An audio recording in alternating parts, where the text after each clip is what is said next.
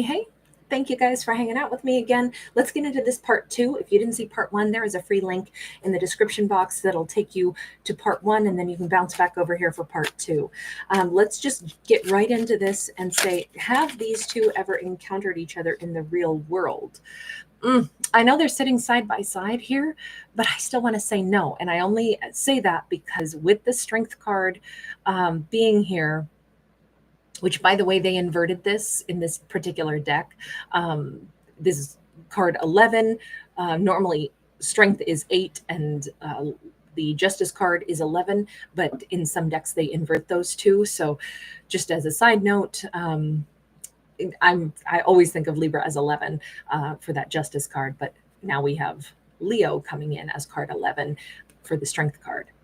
But the reason I still say I want to say no, they haven't met in the real world is because he's this lion out on the prowl, and she's, he's in animal form, she's in human form, and she's the one who has the infinity symbol over her head. She's the one who's come across as that Queen of Cups from part one. She's the one who has come across as somebody that her energy has really drawn him in. And I'm trying to figure out, have they ever met each other? They're still in such different worlds. And she's so I feel like she's a draw for him. Like something about his raw animal inner self has been very drawn to her. There is like a divine connection here, but it's being projected outward from her as like a beacon. He's been drawn into her world, into her energy, into her orbit for a reason. So we have the death card. We have a big transformation that's been going on for him. I'm thinking that's why, if you look closely, we actually have like this bird-headed individual, like the guide, walking with the ghost image of this little man here. And it kind of looks like her energy has been part of his transformation, like she has walked with him through a transformation that he's been going through. His guides brought him to her. Her energy has been like an integral part of something that has been happening in his life.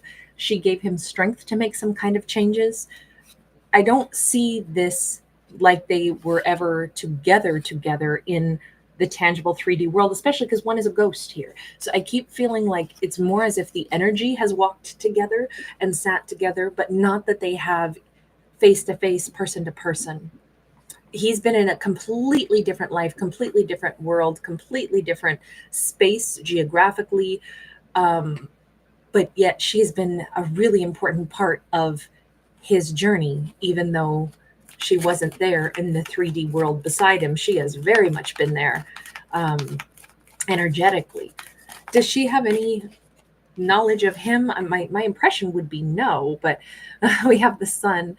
I'm going to double down and say no. She does not know that.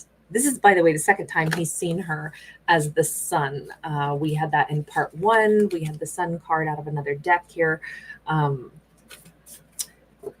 She, if anything, has been more concerned with gardening and taking care of a house pet. And I know there is something about her that she absorbs good vibes, and she also emits good vibes. She could be somebody who's very kind, very warm, very loving.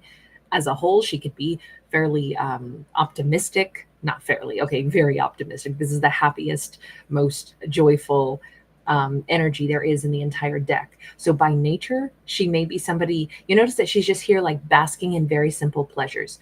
She basks in, maybe she likes sunbathing, but she basks in just like, oh my God, isn't it so great to be alive? Isn't it amazing to be here again?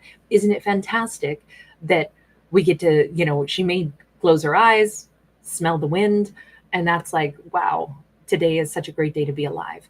She may, if she has a pet or something, there may be an extreme amount of like obvious like love that she exudes. It doesn't mean she doesn't have great love for human beings as well. It's just we're talking about those seemingly like simple pleasures of life that aren't simple at all. They're the things, the billions of things that actually make life really, really good. She really basks in that. So she may have a fairly like animal nature as well.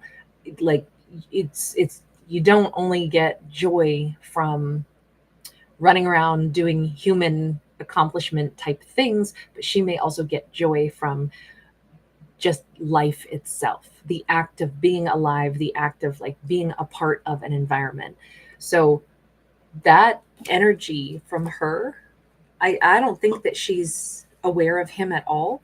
She may be aware of like life force energy as a whole, but I don't see her picking him out or picking up his energy at all. She doesn't, I don't even know that she knows that he's out there. We got the 10 of Pentacles sideways. Oh, I have to eat those words because we've got the lion and he's shown up as a lion a couple times, right? We saw him here as a lion. We saw him as the emperor, as a lion, wherever the. So he keeps showing up as a lion. I keep feeling like this is a very powerful individual. He showed up as a king of swords, not as a Leo in part one necessarily, but I keep wanting to like call him the lion. Maybe he has great mane of hair. Here he actually is bald. It doesn't matter what his physique looks like. We're talking about his inner soul. He could have like the soul of a lion, meaning he is a natural leader in a lot of ways, meaning he is, I don't know, he could have made his way in this world and been very successful. And yet still he was missing some component of joy in his life, some component of happiness. And it's almost like watching her has somehow helped him figure out how to love life more. When I said, no, I don't think she knows anything about him or that he exists, that's not true. It's just that if she knows of him somehow through the grapevine or through mutual friends or something like that, she doesn't know anything real about him, right? Because we've got this lion that is emerging from the sea as this big granite brick of an island, and then there's the castle on the top. He may be so remote. Now, this is somebody who could be exceptionally wealthy. We've had this story come up. I swear, I feel like we keep getting like secret admirer stuff in these last couple of videos. It is what it is. I don't pick the cards. It's however they shuffle out. That's the story I got to roll with. We can see how remote he is. We can see she knows of him, but not in a million years would she ever imagine she would have access to somebody like that. She may respect him, but of course he's not on her radar. So she does know of him, but again, he's in a whole different world than she is, which is what we already saw.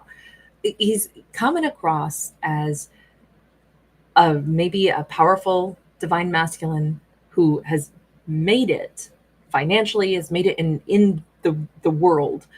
He is the king of the jungle in his realm, but he has not actually been happy. That part is coming across, like how to like genuinely enjoy life. That's something he's been learning from her at a distance, but she's aware of his existence, but in no way, shape, or form has she ever communicated with him. Nor would she probably think that she would ever communicate with this person because, again, he's way far away from wherever she's at. But of course she knows of him. So he's going to be reaching out. And we saw that in part one. That's how it began. He is coming forth with a conversation that he's mulled over for a very long time. He's mulled over how to say things because he has an agenda. He definitely wants to not just talk to her once. He wants to convey that really kind of like how he views her, and that he's thought an awful lot about wanting to have conversation with her. It's almost like he's saying, I want to be able to pick up the phone and call her and talk to her. I feel like this is somebody who has impacted me already, and I feel like this is somebody that I would want to communicate with. Okay, so is that all he wants from her, is like a friendship? Is that what this is? He feels drawn to her. He feels like she's an important part of some aspect of his life. Sometimes we feel like, I've never met that person, but damn, I know we'd be buds. I just can tell. They're awesome. I could just tell that it would be simpatico. We got a 5 of Swords we have the King of Pentacles. He wants some kind of help from her, actually. He wants some kind of advice, perhaps, on, I don't know if he got into a sticky situation, or if he got into an argument, or if he's embroiled in some conflict right now. And it's like, it's like he wants her counsel. I mean, he may be trying to say, I'd like to hire you for something, because he's holding out like, well, in this case, we've got like amethyst crystals that represent pentacles in this deck. So he's got his little hordes of money, and he's like, he wants to like hire her, right? He's showing her, he's got one hoard of money here, one hoard of money here. It's almost like he's saying, like a business deal, like I need you on my team as a counsel. Okay. So he wants to hire her. We've got this DJ, and this is the Chariot. So this is about how a character moves forward, but the Chariot is always about finding inner harmony, inner peace. You know, when I said it's like he feels like they would be simpatico, it feels like her words or something about her like soothes him, or we could talk about it like in perfect harmony. You know, I'm hearing that song, You Are the Sun, I Am the Moon, You Are the Words, Play Me. Neil Diamond, right? He wants to move forward, but he thinks her energy in his life would help balance him. Like if he could have her like on the payroll, so that when he was super stressed, he could talk to her. I mean, maybe that's what she does. Maybe she is a counselor, a therapist. Maybe he wants her to be like his personal yoga instructor, his personal, whatever, life coach, meditative, someone or other. But it's like, it would give him peace, he thinks, and it would help him move forward. It's like his life is better with her around, because as much as he's got stuff worked out, I just don't know that he connects really well with people around him. I feel like he's pretty remote, and it could be very lonely. You know, they always say the view at the top is lonely. And when you're at the top, it can be really lonely. For some reason, I don't even know if he knows that he's looking for genuine like companionship, or something that he can trust. I don't feel like he's coming at her with a romantic intention per se, but he does like her heart. But it's more like the way she's helped him see the world. But he wants her like, I'm gonna say like the royal vizier. You know, he wants her to be someone that he can bounce ideas off of, that will help talk him down when he's really stressed. We got the Two of Pentacles. When this comes right after the Chariot, this is like the miniaturized version of the Chariot, because it's about like juggling and balancing things. But I feel like he wants her input on something in his life. He's been going through changes already, and she's already somehow like been a touchstone for him, even though she didn't know it. And now she would be a touchstone for him in the next thing that he's thinking about doing. He's got a secret here. There's something about that Two of Pentacles, and even the fact that he's reaching out to her now, and that he wants so much to talk with her. It's because of what comes next. Yeah, see, we got the Three of Pentacles. He's considering something big. We've got a map laid out. We've got, again, those amethyst crystals, right? Because it's the Three of Pentacles. We've got kind of the three wise men, or we've got, you know, him getting counsel from other people. We see him, I don't know what this is, but the map could be like the map of my life. How do I listen to my life path? Am I hearing it right? We've got a magnet over here. It's like, I think he's deeply intuitive, but he's wondering, are the choices that I'm about to make in my life, the direction I'm about to take, are they motivated by the fact that I'm, you know, dissatisfied with something? Or is it because I am attracted to the correct life path? It's as if He's thinking, I'm about to embark into something that I haven't done before. Now, this could be business related, but I feel like it's life path related, which may not have anything to do with finances. Sometimes it does. Sometimes a life path is very much integrated with money, but other times the thing that somebody is so talented at and will be very well known for, and that they shine at and that they're here for, is not the way they make their money. This feels spiritual, but also very 3D oriented. And I'm not saying he's like, oh, what do you think I should do? I can't make decisions on my own. It's not that.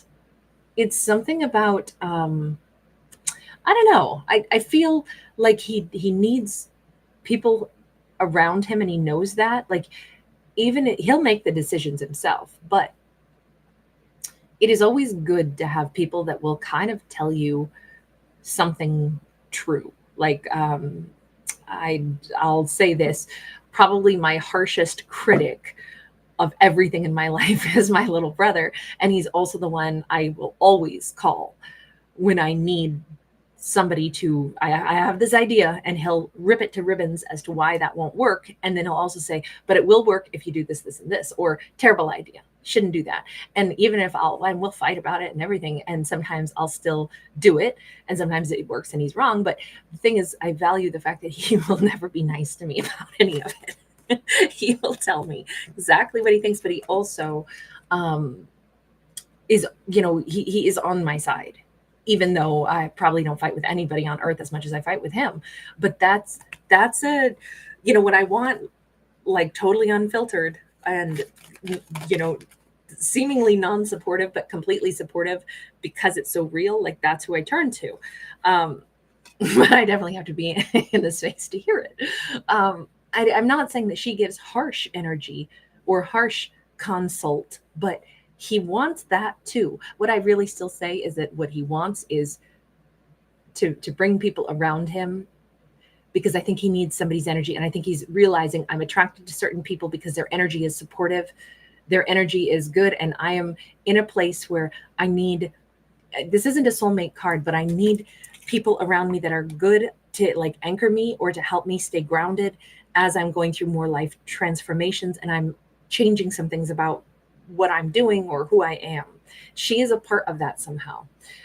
We have got this page, and it's a page of wands, and he has a spark. He has this idea. He wants her on board with his idea. Now, I'm still tempted to say that I think that there is, even if he's not admitting it to himself, I think one of the real reasons he's resonating so much with her is because with that magnet and this spark of passion, I think that there's a desire that he has for her. I think that's truly what we're seeing, even if he doesn't admit it to himself. I think that there is a spark of attraction here, but he genuinely likes her and her heart and feels like she's a source of either good inspiration to him, but there's also this energy of, but I also want her around me. And there's a hidden spark here. We are going to have to take this to a part 3. I cannot believe we're doing this all over again today. That was not my intention, but I feel like we'll make part 3 much shorter, but thank you guys for being here. Thanks for giving it a thumbs up and subscribing. The link for part 3 will be in the description. All right, bye.